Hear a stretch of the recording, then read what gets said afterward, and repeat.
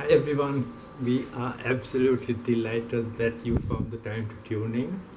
As you probably know, in the world time zones, IST is Indian Standard Time, and IST also has a very cliched cousin called Indian Stretchable Time. So we are going to be using a bit of Indian Stretchable Time, but not a lot, just to allow a few people to settle in.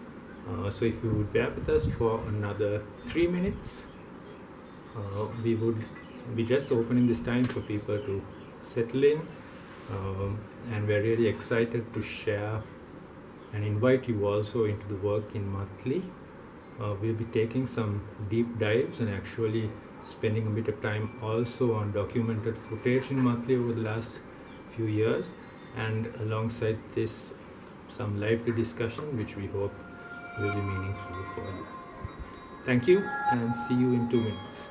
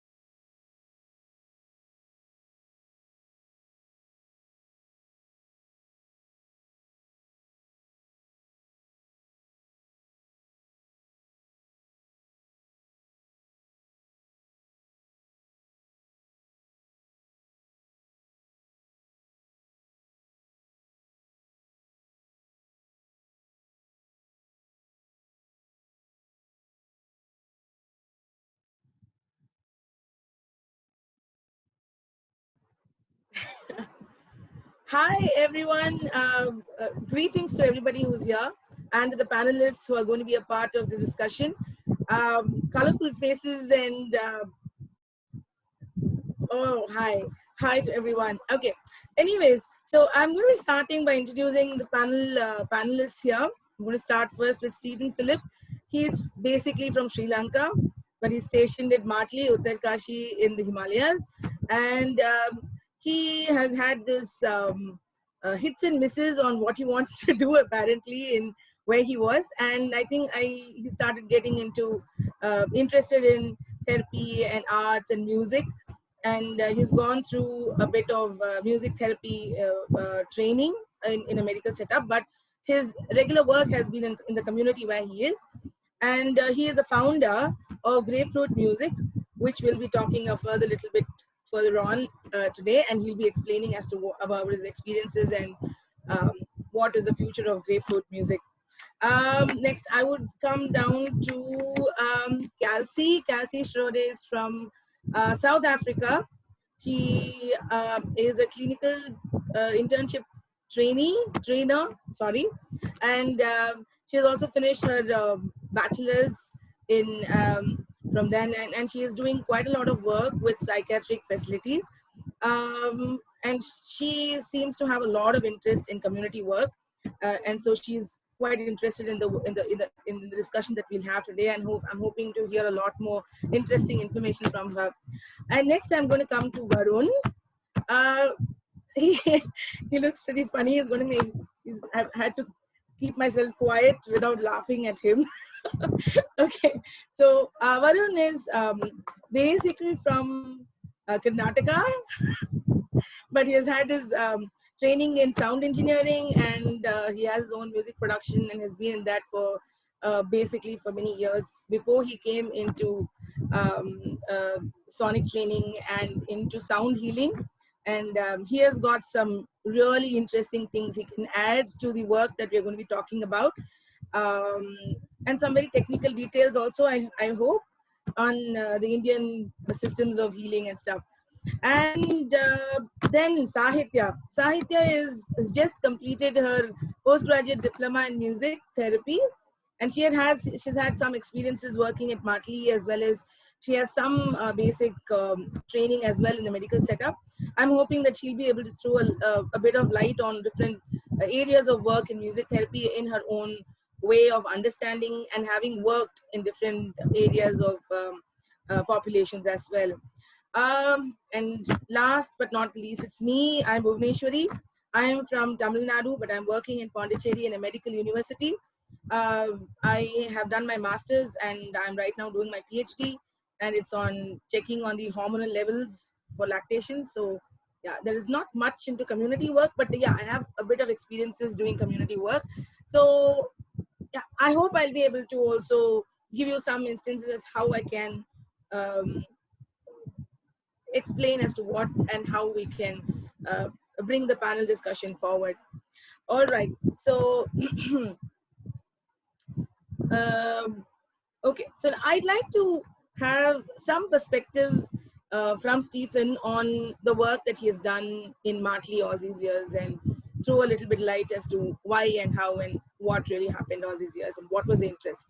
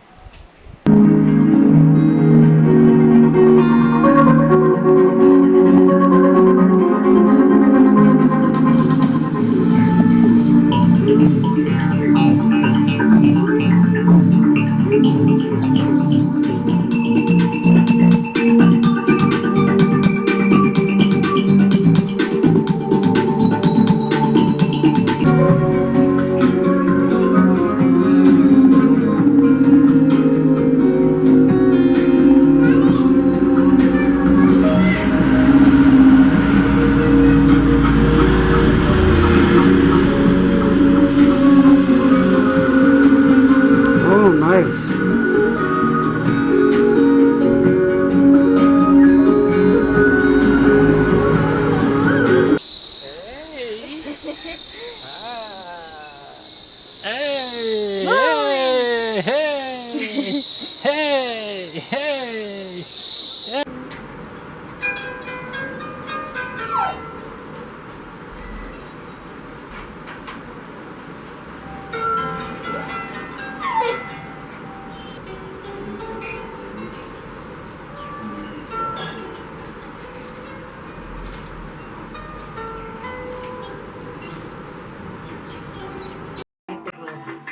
अरे चिट्ट गोरी मैं ये हाँ तो ठीक है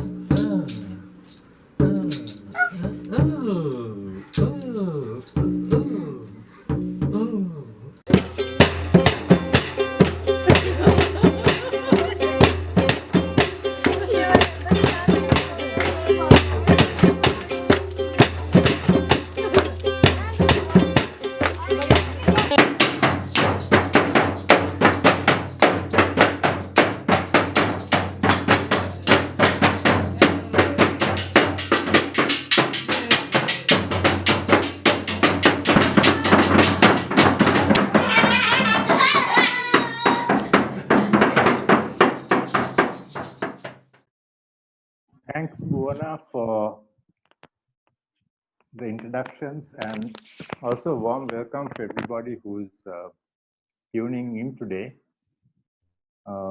As you have probably realized, this is a bit of a setup, and we are working on the premise of even if you don't like what we say, that we're hoping that you'll actually stick around long enough to at least have a look at us. And as some of us are also like Varun are covering their faces, we'll be doing a few antics here and there to keep you entertained. So even if you don't like what we say, but thank you so much. And it's also very special for me to see Sahitya, because I think the ball rolling for this internship actually began with Sahitya coming to Marshall last October and working here for about a month. I think these are quite remarkable times that we are living in. And I think we are getting to witness which many of the streams of knowledge are evolving, not only within themselves, but also seeping into each other across so many disciplines. I think if you take education, for example, education is moving away from the process it once was of people climbing up the ladder, getting more and more degrees, and eventually becoming university professors. The shift, I think, there were signs of the shift in education, for example, about, I think, a decade back, where it was starting to matter a lot less where people got their degrees from. And if you move to current time, 2021, and it doesn't take a huge stretch of the imagination, I think, to look at some of the very creative and offbeat ventures that all sorts of people are quite wonderfully engaging in. And I don't know, maybe a decade from now, I suppose one really has to wonder whether it will matter at all where you get your degree from. And of course, the global pandemic seems to have accelerated how education is moving away so quickly from the industrial model that was once very large. Another way of another place which maybe we can look at on how so many of the streams of knowledge and disciplines are coming together is if you look at health and wellness, for example, you take something like yoga.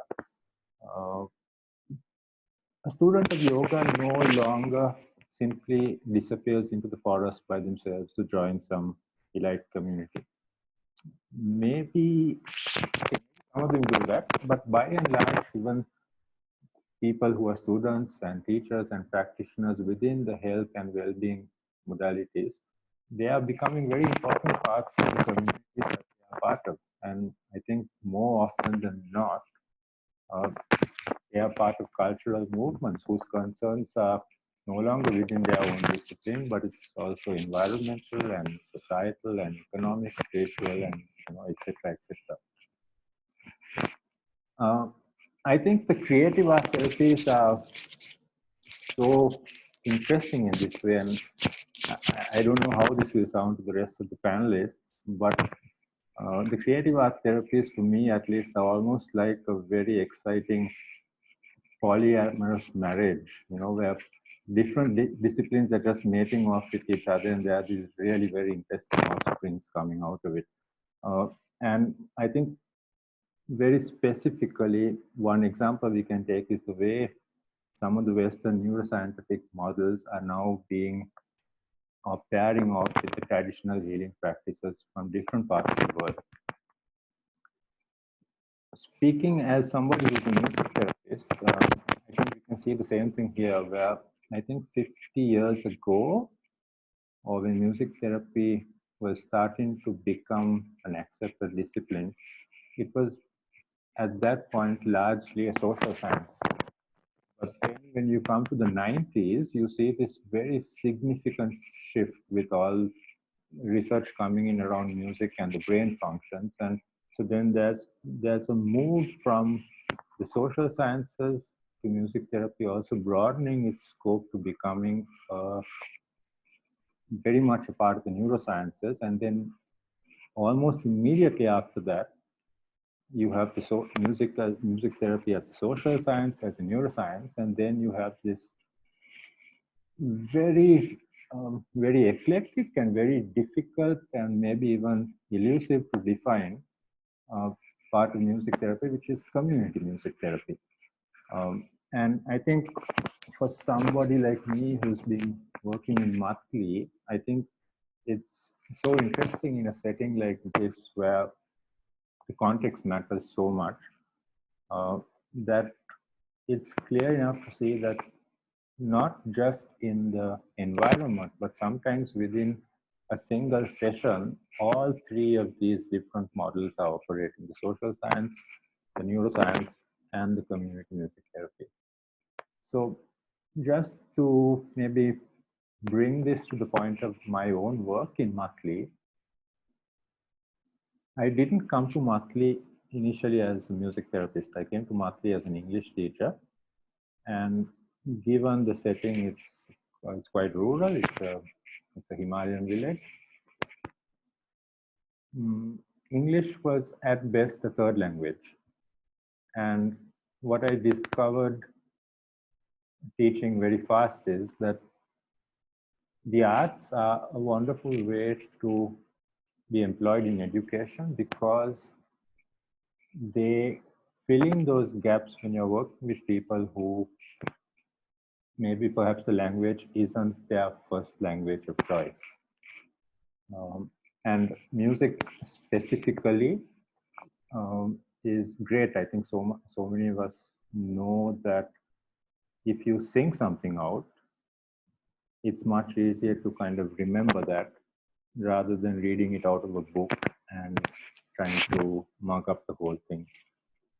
So yeah, I think that was my start in Matli, using the arts and a lot of music in my English classes. And then I had to make the decision at some point between teaching and therapy. And when I decided on therapy, I had finished my training, and I went through I think a 2 or 3 year period where I was quite secretive about some of my work, because the way I had been trained and what I was actually experiencing on the ground in Matli as a music therapist, I couldn't initially bridge that gap easily. And I'm talking about stuff like this, for example, the therapeutic the setting, for example. If you look at some of the videos, you see that perhaps in none of those videos is there really designed and a specific therapeutic space.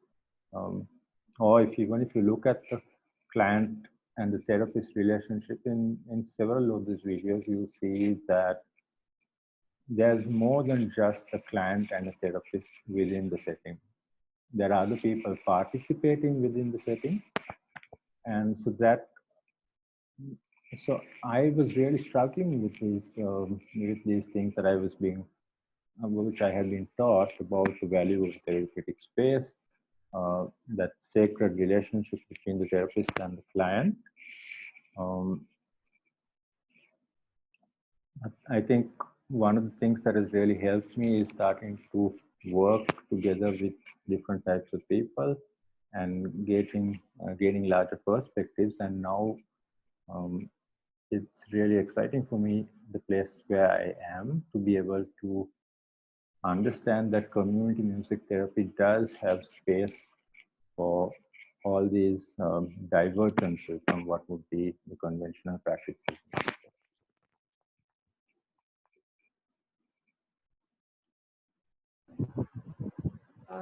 Thank you, Stephen.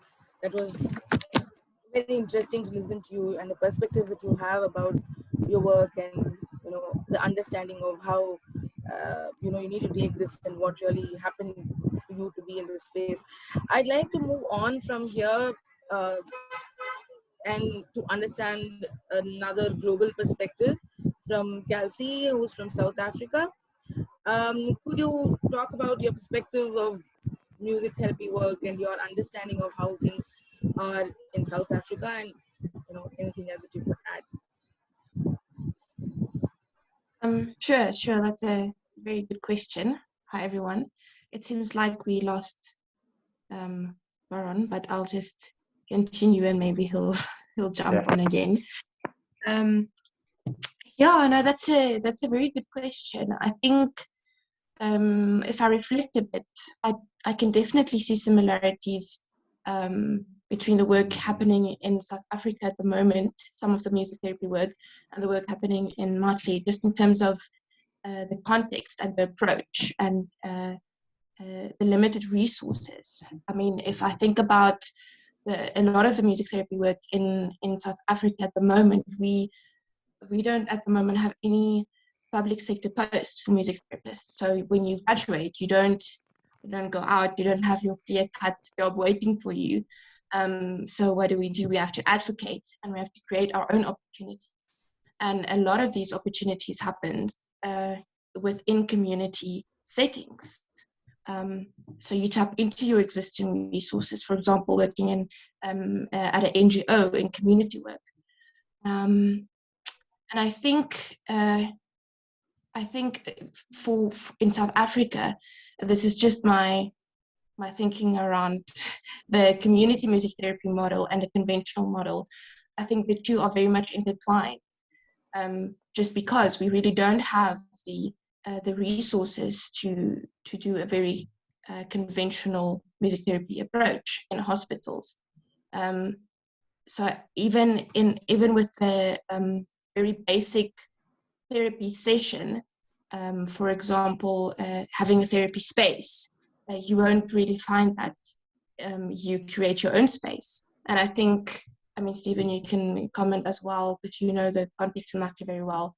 But I think that links to the work that you're doing there, not really having a space that's specifically for therapy. You have to create a space. And I mean, that it kind of gives a different perspective on what therapy is and how the client-therapist relationship works. Yeah, so I think in terms of a community music therapy approach, the work here in South Africa links a lot with what is currently happening in Mali as well. Yeah, that's me.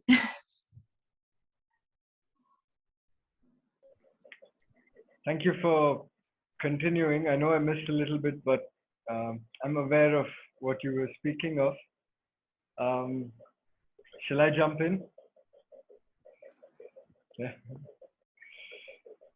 Thank you for sharing that, Kelsey.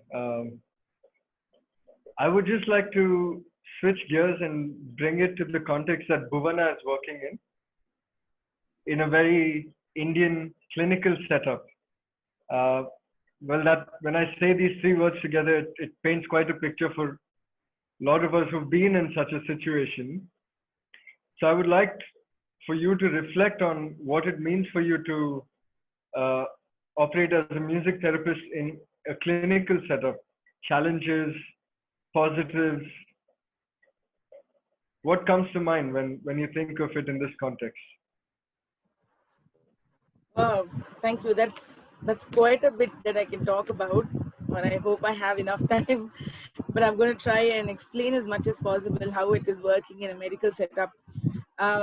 First thing that comes to my mind that I need to talk about is it's an interdisciplinary setup where we normally have to adhere to the environment that we are in. We have to know where our spaces are, because there we are only complementary or adjuvant. We aren't like primary care.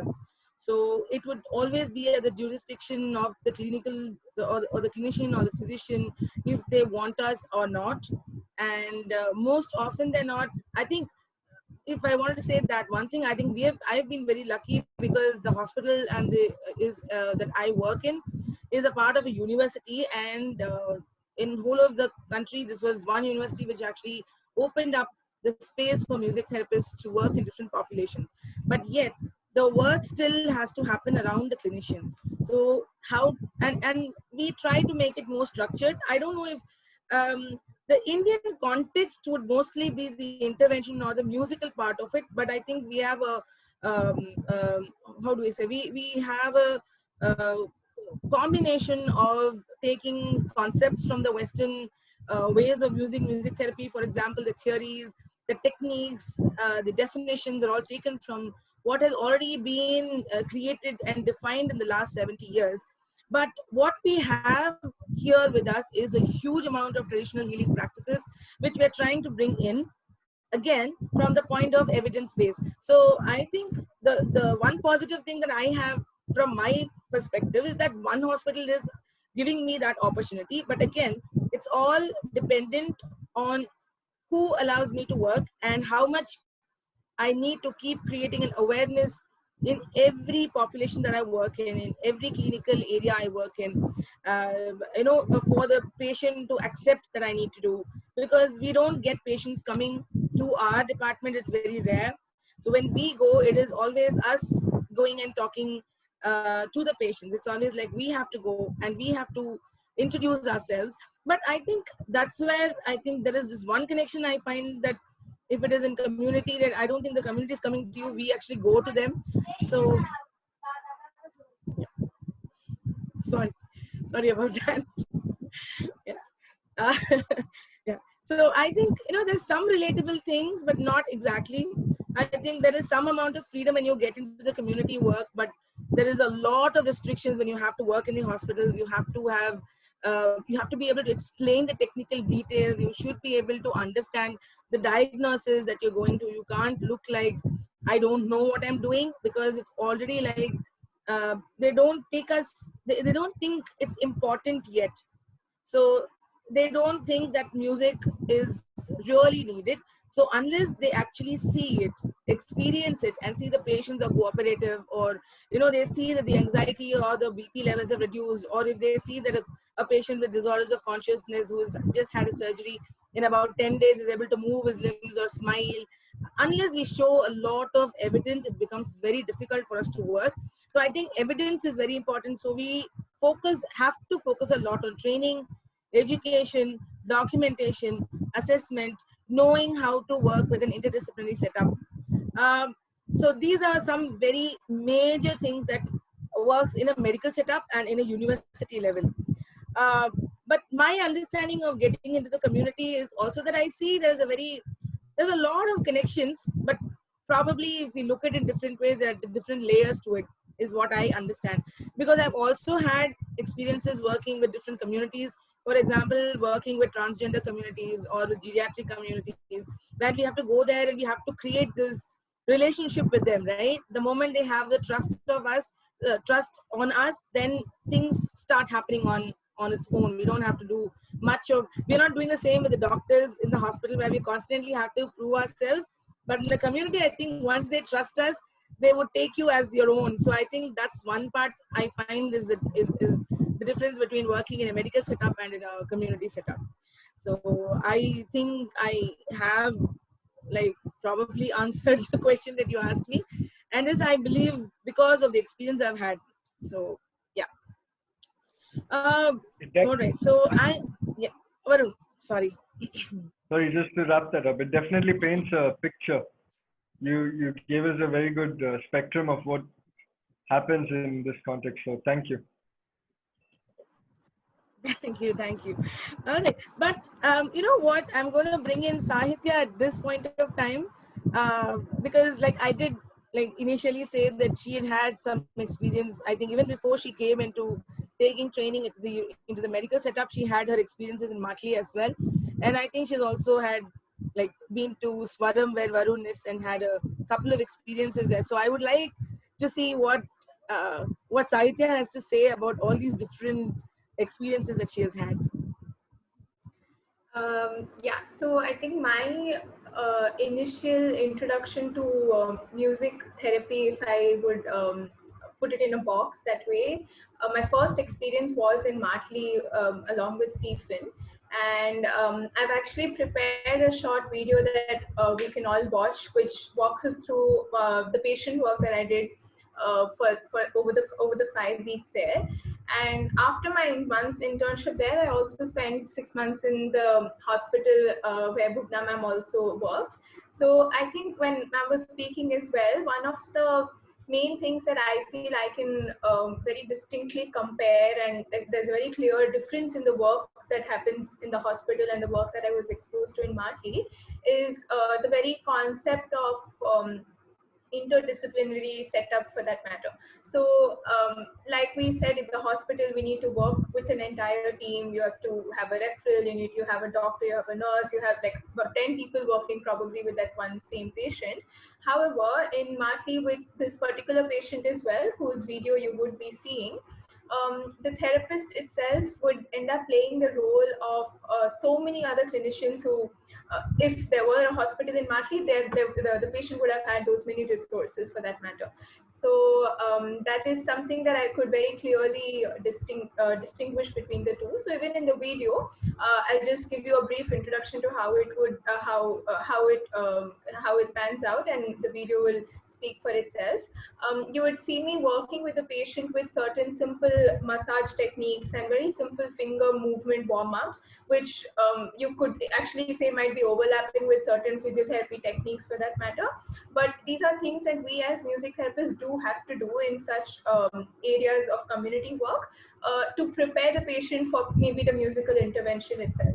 So I think those are certain things that are very different from working in a medical setup and working in a community.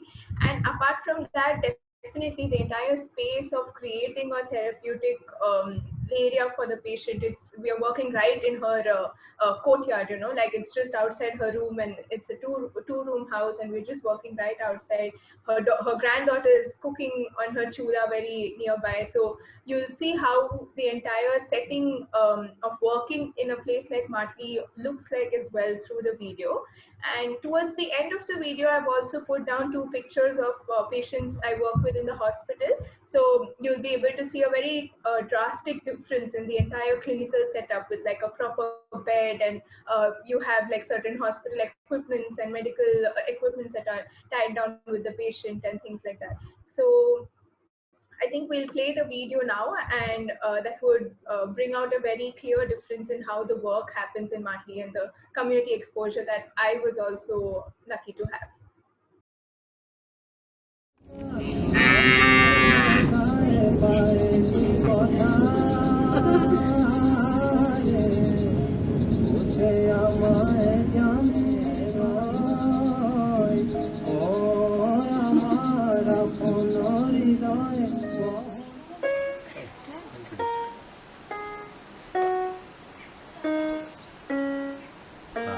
Now work with that thing.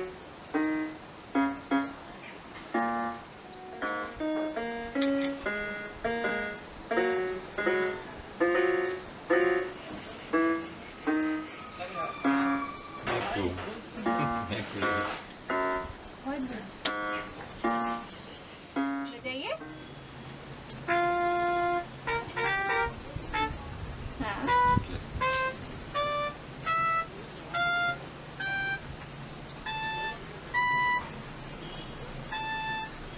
Ask her if she can.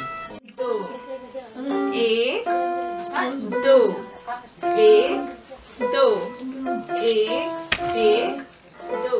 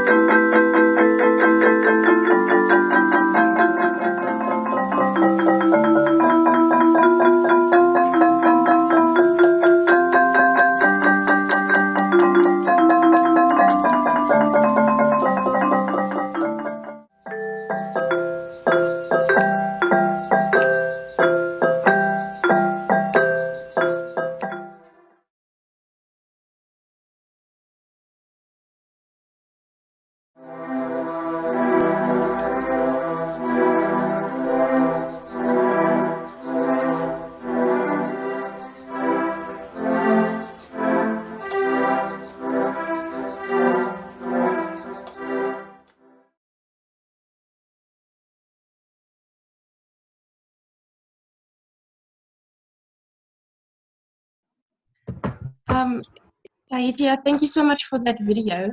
I found it very inspiring. It's very powerful work that you were doing. I love the approach. It's almost like it's kind of a Northrop Robbins approach within this community setting. It reminded me a lot of my training as well. We in South Africa, we have quite a Northrop Robbins focus in our training. And I'm guessing you having that approach, taking that approach, you also concentrating a lot on affect attunements, communication looking different. It's not this very verbal processing, but a lot of communication in the body and in the music itself. I love that. Stephen, I wonder if you can maybe just reflect on some of the training, the learning experiences in the context of in a context like Matli. Yeah, some of the foundations of the learning experience. Yeah. I'm happy you mentioned Northrop Robbins because I think that's a model which anybody who goes into music therapy at some point or the other, they come across it, and there's just something very special about that type of work. And it's nice to, I think it's very nice also to see that someone from South Africa can look into a context like Matli, a rural village, and see a couple of music therapists trying to emulate some of that work there. So maybe I think I'll reflect a bit on the video and maybe use Sahitya's video to maybe talk about some of the training that happens in Matli. As Sahitya quite beautifully already laid out the context about where the session takes place and what's going on around the session. I would say that one of the things that when we go into the training is that in a place like Matli, we take quite a bit of time to understand and get to know the patients and their families. I think that's so important because, as you probably saw in the video itself, the family in one way or another is part of the session. Whether you want them to be there, you don't want them to be there is a different thing, but they are there in the session. And there are so many unexpected dynamics that I think just coming in initially and simply observing and getting a taste and getting a sense for what is happening in each location. Because Matli is a place where you don't have one therapeutic space, you have different therapeutic spaces, and sometimes each day the therapeutic space can bring up something different.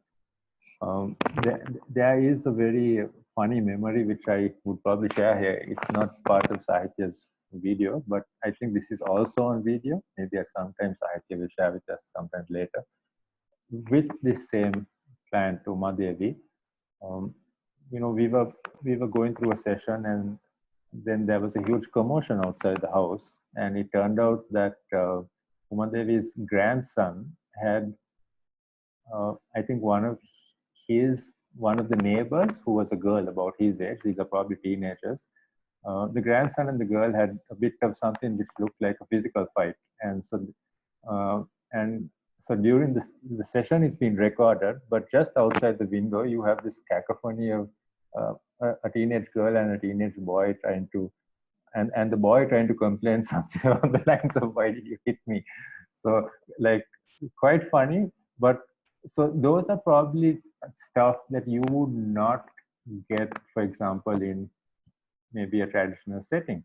And I think at that point, what we learn in the training is to be able to be flexible and take that, either the dose of humor that is involved, as part of the session. Because often I find that underneath some of the so-called disturbances, there actually is a lot of humor if you're willing to see it. Moving to maybe some of the stuff that Sahiti was doing in that session or in the series of sessions, you would, for example, probably have noticed that there was quite a bit of massage going on. And so immediately there is, as Sahita mentioned, there is a bit of physiotherapy, a bit of being able to understand the physiology of the body. And again, this is not necessarily the setting where you may have all this knowledge prior to coming there.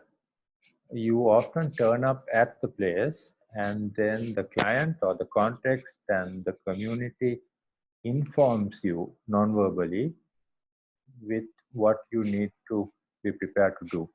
And so definitely massage was not a part of my training, but it does make a lot of sense because the patient here is a stroke patient. To be able to just use a little bit of gentle pressure on the fingers, because we're working with the hand, her two hands there. Just to use a little bit of gentle pressure on the finger, a little bit of oil, and just getting the hand ready to get into the more musical interventions. Some of the limitations, maybe which might not be evident in the session, is, and also reflecting on Uma Devi as a person, she's quite a fiery person actually. And she has a very, very, very strong and admirable will to walk.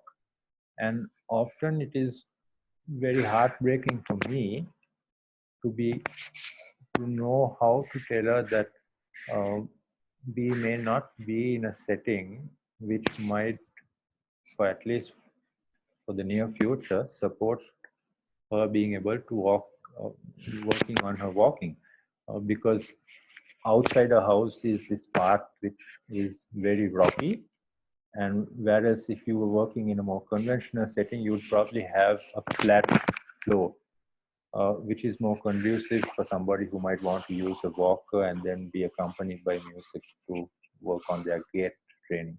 Whereas in this setting, because the nature of the winding paths through the village, that the paths are not smooth, it's a place where somebody like Uma Devi might not have access to start walking, and it's difficult also because she doesn't. It's not just Uma Devi. The entire the community doesn't have a concept of the word therapy. So people would, like Uma Devi, for example, they fully feel that I or anybody helping them should be able to give her a few pills or some pharmaceutical drugs, and then she should be able to start walking. That's her understanding of the situation. That's her understanding of what can possibly happen for her.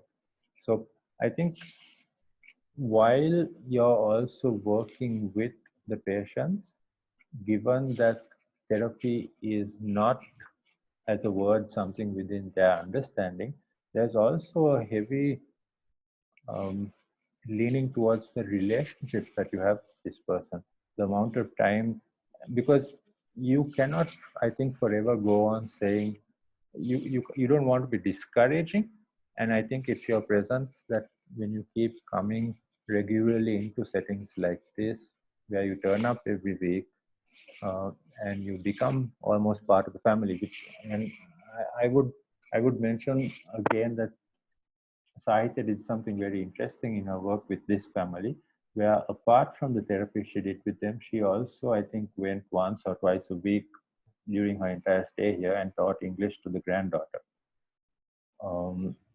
And so, yes, strictly speaking, teaching English to the granddaughter is not a music therapy intervention, but you are definitely finding ways to broaden the understanding of what it means to be a therapist in community, and that often means that you're not wearing one hat and that you're switching between multiple roles. And so just to tie up everything I've said together, there is an element in the training which is very intimate, It's very relationship driven. There's a lot of focus on taking the time to actually get to know the family. And there is also the freedom then, as Sahitya did, apart from the therapeutic interventions with the massage and with the keyboard where we were working on the hand. Aside from all of that, equally important, it's not like, for example, something that teaching English is secondary. The teaching English and taking on the role as a music therapist and almost becoming part of the family is kind of seen as one entire thing. I suppose technically you would want to use the word intervention, but I feel uncomfortable to use the word intervention there because there's such a strong relational aspect to it also. Yeah. So that would be a bit of the training in marketing. You know, from listening to the two of you, and also from my time when I visited Stephen and experienced the atmosphere and the process, and I've also seen a lot of the videos and had many a discussion with Stephen about the context and the work. One very important factor comes to my mind, and I'll take a moment to share that. This whole approach that we're speaking of here relies on quality as compared to quantity. You know, like when I say quantity, it's one music therapist interfacing with 10 people in a day, maybe, just to say, versus one person spending a few weeks to months to a year to a few years with a family and building the narrative with the family, building the whole therapeutic process around that family, making them aware of their own journey, actually, and bringing them into observation of their own progress from one point to another. It might be small steps, but very substantial steps, and they will probably only see the impact and the effects of it over the span of a year. And this carries a huge weight on it. You know, when you work in a therapeutic context over a span of a year versus churning it out, or rather seeing a few people maybe over the span of 10 days. And very clearly you can probably see the impact, as I've often seen in Stephen's videos, where he maps out the journey of a person from point A to point B of the therapeutic process.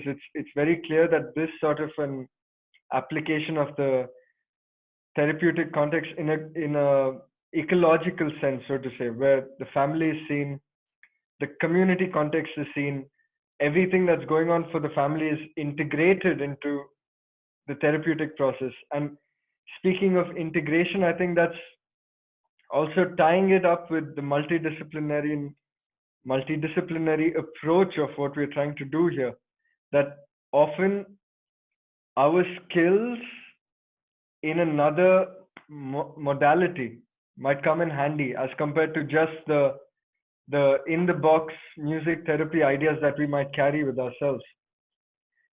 As you said, massage came into the picture. Social skills of how do you deal with the situation when there's a fight going on? You know, what do you do? How do you switch gears? How do you handle that yet keep your mind on the therapeutic context at the same time, and make sure that the bridges are built? And these bridges, I'm sure, take time to build. You know, even I'm sure in Kelsey's context, she's had some of this experience, since the South African context relates to the ecological music therapy context that we are exploring as multidisciplinary practitioners. It's a key point for me, very fundamental, and observing and studying this further and bringing in many more multidisciplinary models. It sounds really fantastic if we can do that, you know. Oh, April is whispering something. I need to wrap things up. I think I would like to leave it on the note of this integral approach that as a practitioner, as a therapist, one cultivates different modalities within themselves so that when the situation is presented or arises, one does not think twice and acts from a deeper inner space of knowing exactly what needs to be done and not hesitating, not thinking twice, but just acting in complete presence, always knowing that it all revolves around this therapy process that's unfolding for the practitioner as well as for the one receiving it. And I think this keeps it wholesome always, and there are no loopholes, energies are not lost, your progress is not lost, it keeps building. Some change keeps happening as you keep doing a little bit of work every time.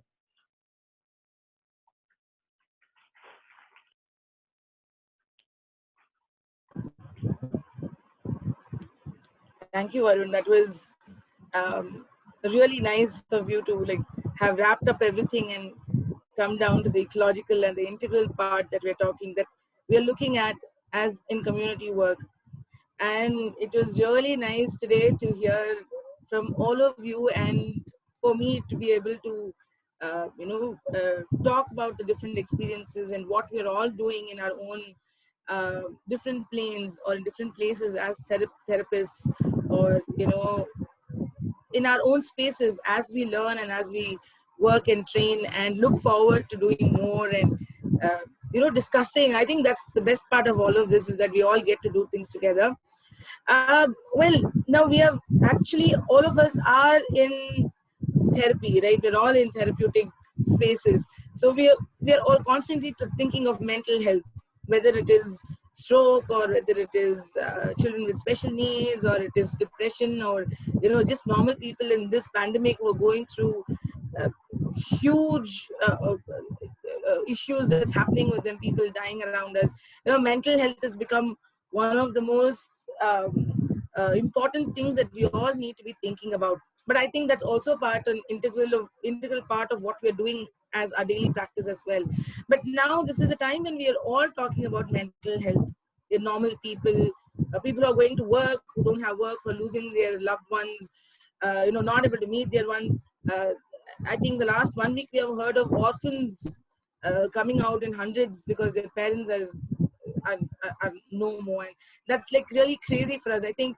So I would really like it if each one of you could give a little bit about how you could, or what you're doing from your space for the global mental health, or in your way, in your own community, for yourself, for your family.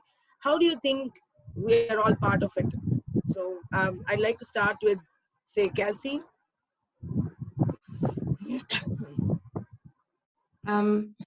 Sure, that's a very good question, Wana. I think how I think we're all part of it. We each have a role to play, and community mental health is such a big thing, especially now with the world pandemic happening. But even before then, I mean, there's a sense of stigma around mental health, and I'm actually really happy that the pandemic happened, because it just kind of shed some light onto what mental health really is, and how important it is, and how very basic it is. Just like going to a doctor, we go to a therapist, and that it should be normalized. So yeah, I'm very excited about this upcoming internship and the work happening in this space. I think it has the potential to grow and let magic happen. In my space at the moment, we are very intentional on connecting with the frontline workers, as they are very burnt out at the moment, and also taking strain during this time. So in my space, I am involved in some initiatives where we just offer support to some frontline workers and also to the broader community. And also to get the community connected with one another. Essentially, that's how we want it to work, is that we as a community come together and support and help each other through difficult times. Yeah, that's me. I am super excited about what's happening and how we're going to grow from here.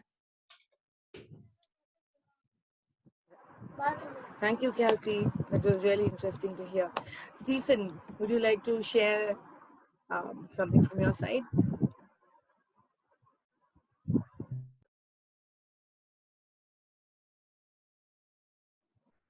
I'm glad that Kelsey brought up the whole thing about mental health being as normal as going to a doctor. It should be like that.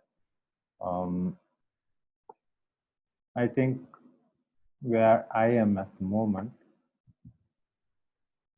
we do have the luxury of, while being confined, being also very free. I almost feel guilty saying this, but I'm not going to be guilty about it. But it's just one of the wonderful privileges of being here in the Himalayas, where the gardens are very, very large. And even if the gardens aren't very large, the mountains are very large, and there's a lot of room to move around. I think it is an especially difficult time for the folk living in this region because a lot of them depend on daily wages, and survival is so important for them. But there are these wonderful shards of light, especially the children who, given that they are not in a city and they are in this village with this huge expansive room, there's so much of play going around right throughout the day, which is very, very lovely. From my own garden, I've had a good 6 to 8 months in quite a large garden to work the land, and there have been some very nice fruit and different types of vegetables coming out, and that's been very nice. And as is often the tradition here, neighbors share their crops with each other. And so that's one of the ways where I think for me and at least a few neighbors around me, it's been nice to be able to do that more intentionally, and also especially to see the children absolutely being thrilled at not having to go to school and playing around so much. Thank you, Stephen. Yeah, that was quite interesting to hear from you. Okay, I'm going to go down to Sahitya. Sahitya, do you have anything that you would like to share, or if you're trying to do something, or if there's something you want to like talk about?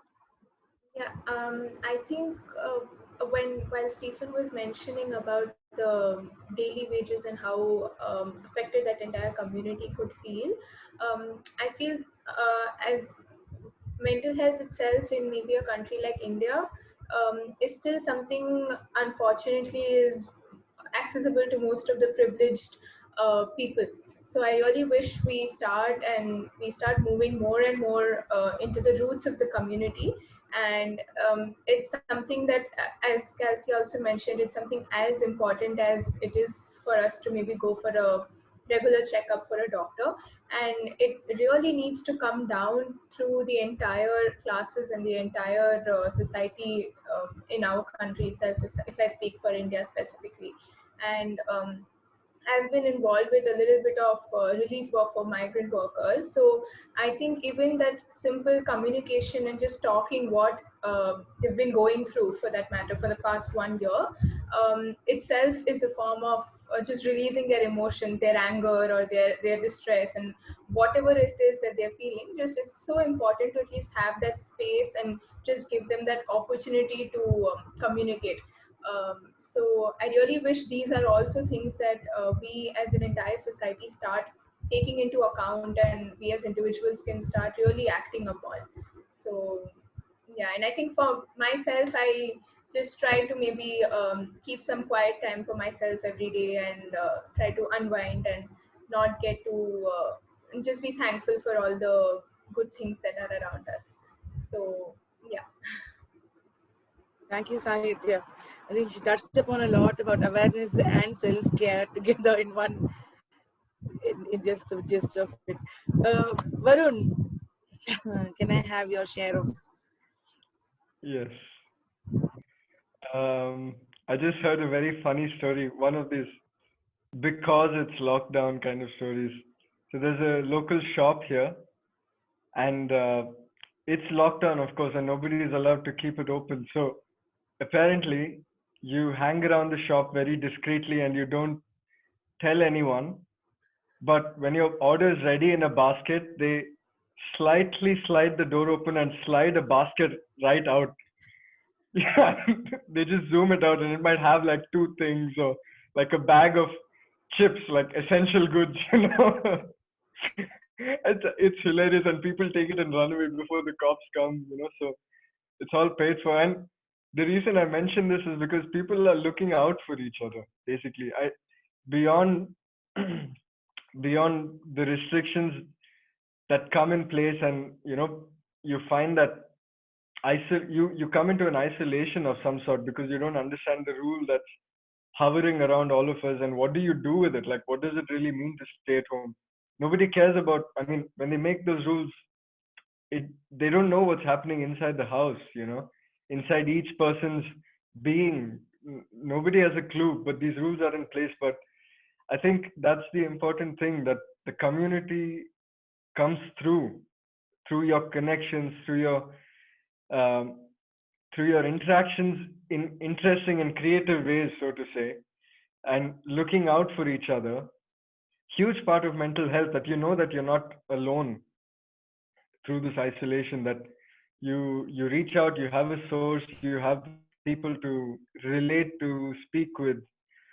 And interestingly, the isolation in one way has created actually a very beautiful rhythm amongst people, that they are moving around each other in a different way. They're coordinating very differently. They are sending out messages, communicating into larger audiences, saying, "Okay, I'm here at this station.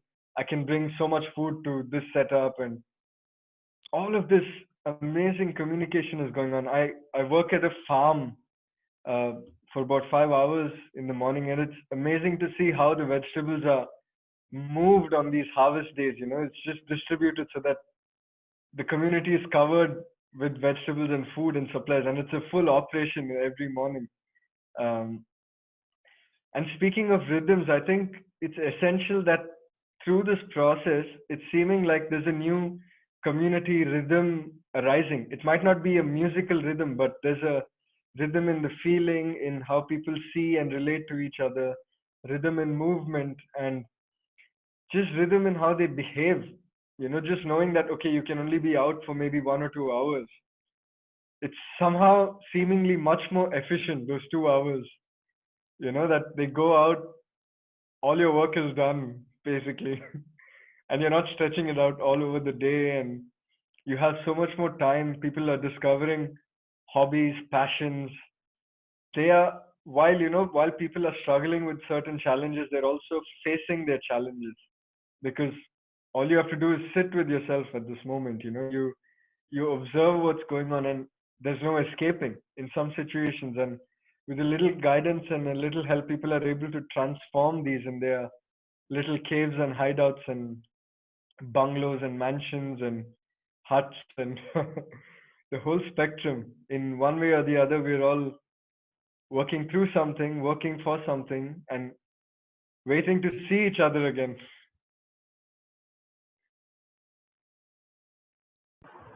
Thank you. That was really nice. I think you made everybody smile with those experiences that you spoke about.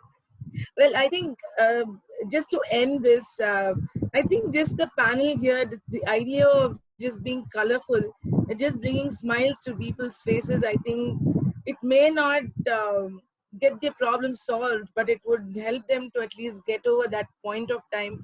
And, that smiling and the laughing, yeah, it may like cut me off from what I'm saying. And I may start laughing, but it's actually good. And that's what we're trying to do. Like, create that kind of an environment. So I think doing something completely different, bringing out colors, trying different things, just trying. I think the first step for anything, for anybody to get out or to be able to do anything, is just get up and try. And I think once you take that first step, everything else falls into place. And from my point of view, I think all of you have already said all your points about mental health and awareness. But the only thing that we can do is create awareness. Just listen if someone wants to talk, and if someone doesn't want to talk, just sit with them if they want. And I know whatever it is that we can do from our side, I think that would be more than enough to just be there. On that note, I really like to thank all of you for being here today. It has been amazing, and I have learned quite a bit. And yeah, and Stephen, I'm very happy to be a part of whatever's going to happen in the future, and I'm very glad that the training program has been going on even in these difficult times. We've been able to look forward to something positive. I think that's also something that is really nice, that though we all are going through different phases, we're still looking forward to something new, something more about giving and about learning. So I think that's the basic positive that I can take from all of you. I can learn from all of you. And I hope that we all go forward and do more of this, discuss more, talk more. Thank you very much. Thank you very much for being here today. I'd like to say thank you and bye-bye with a wonderful video on rhythms. I think Varun spoke a lot about rhythms, so we're going to see a little bit on the rhythms part as well. So thank you very much, and hopefully we'll have more such colorful panels again. Thank you. Bye-bye.